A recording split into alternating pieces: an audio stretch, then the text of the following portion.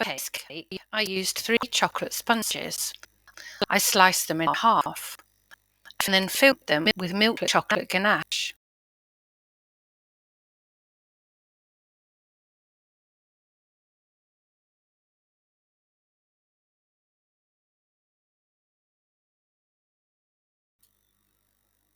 It is then covered in 2 layers of white chocolate ganache and left to set, and covered in yellow fondant. To make the frills, roll out a long piece of fondant, rolling it quite thinly.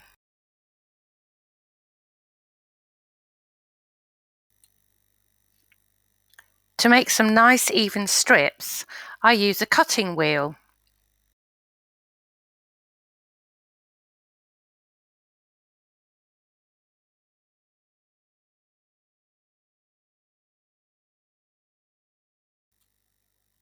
Using a balling tool on a foam mat, frill the edges. With a paintbrush with some water on it, take the first ruffle and stick it to the cake, pinching as you go along, allowing the ruffle itself to drape onto the board. Then take the second ruffle and apply in the same way.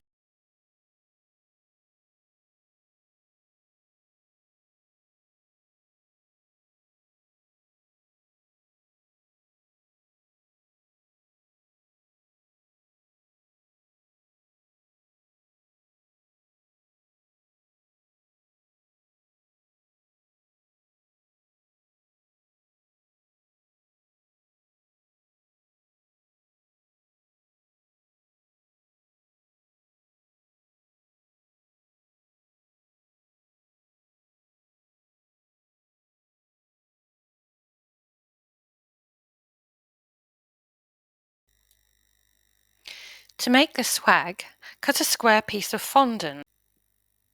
Turn it over and make the first fold.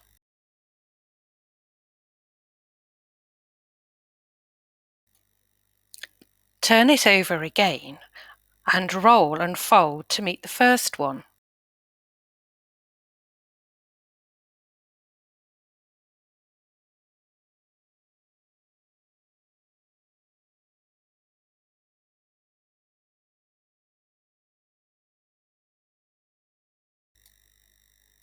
Do exactly the same again until you have 3 folds.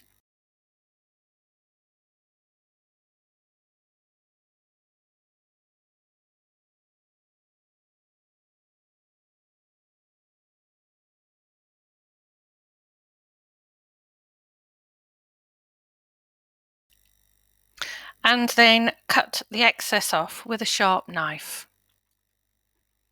We've now made our first swag. Pinch the end of the first swag like this.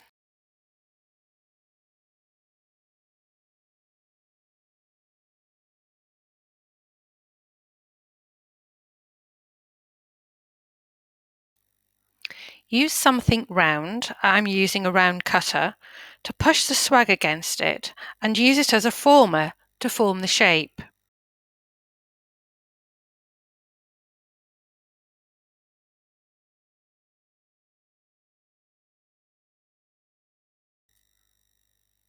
This is how the swags will look on the cake. Now to make the pearls to go round the cake. Pat some corn flour into the mould to prevent the fondant from sticking. Roll some fondant into a sausage shape and with one hand squish it together and with the other one push it into the mould.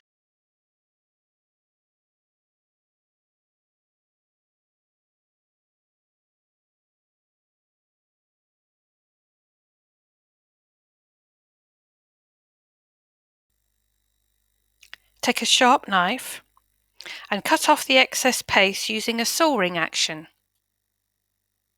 To remove the pearls from the mould, ease the mould each side of the line of pearls, keeping your thumb over the top of the pearls. Turn the mould over and ease them out. Make the frame in a similar way to the pearls.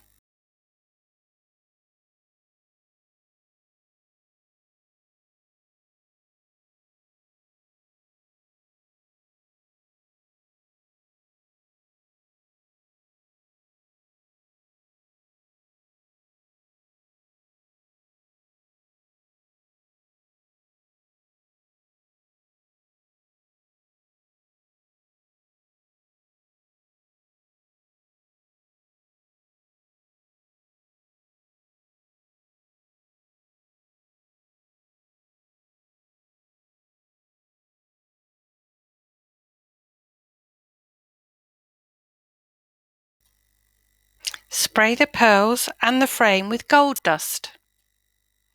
Leave to dry and then apply a second coat. Using a diamond embosser, press into the fondant. Using a Dresden tool, go over the lines to make them deeper. I'd pop some tissue between the two rows of frills whilst they were drying. This gives a 3D effect. They can now be removed. Take a small bowl of the red flour modelling paste and make it into a teardrop shape to make the bud.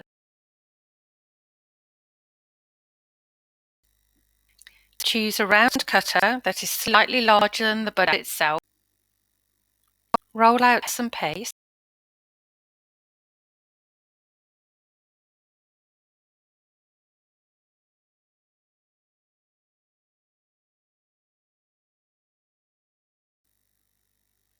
Cut out 8 circles to form the petals.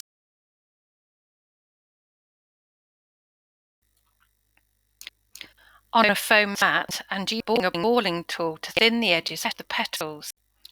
Turn the petals over and roll in the middle of each to form a slight cup.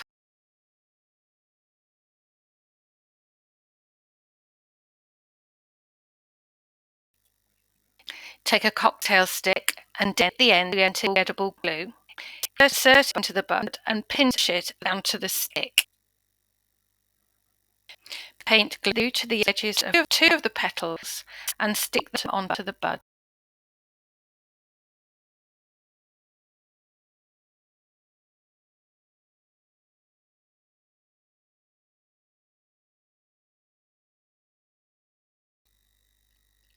Add glue to the edges of 3 petals at least 3/4 way round. Starting at the overlap of the previous layer, add each petal, slipping one petal under the other.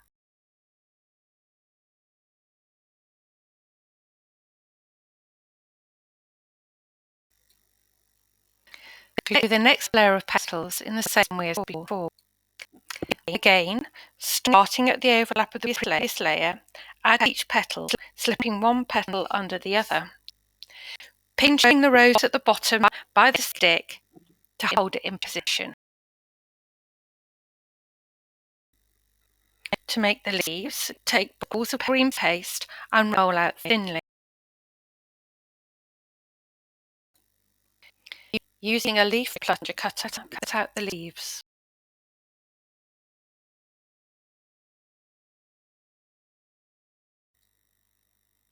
Pop the leaf onto a spoon. This will help to curve it as it dries. To enhance the colour of the leaf and ruin the roses, add some coloured dusts.